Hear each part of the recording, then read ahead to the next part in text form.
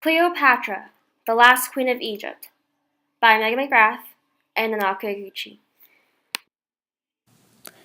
Cleopatra was born in 69 BC to the Ptolemaic pharaoh Ptolemy XII Auletes as Cleopatra the Seventh Philopater.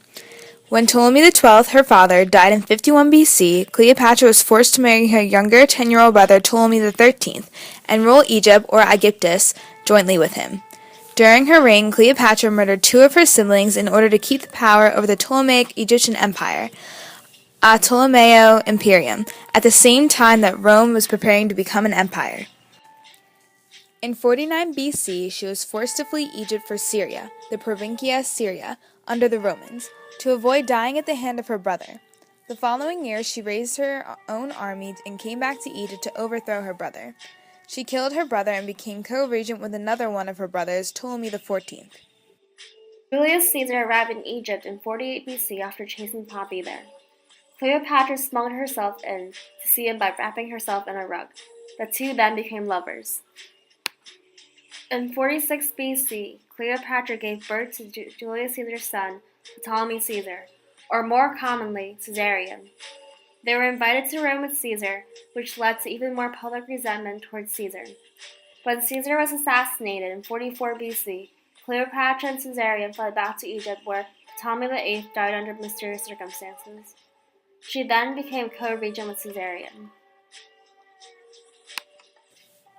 Later on, Cleopatra and Mark Antony met and immediately fell in love. Mark Antony followed Cleopatra and left his third wife and his children in Rome to go to Egypt.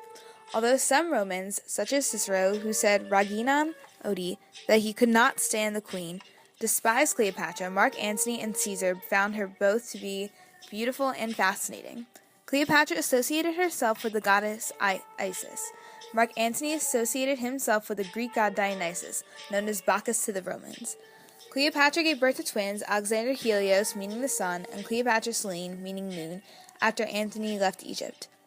She gave birth to another son, Ptolemy Philadelphos, in 36 BC.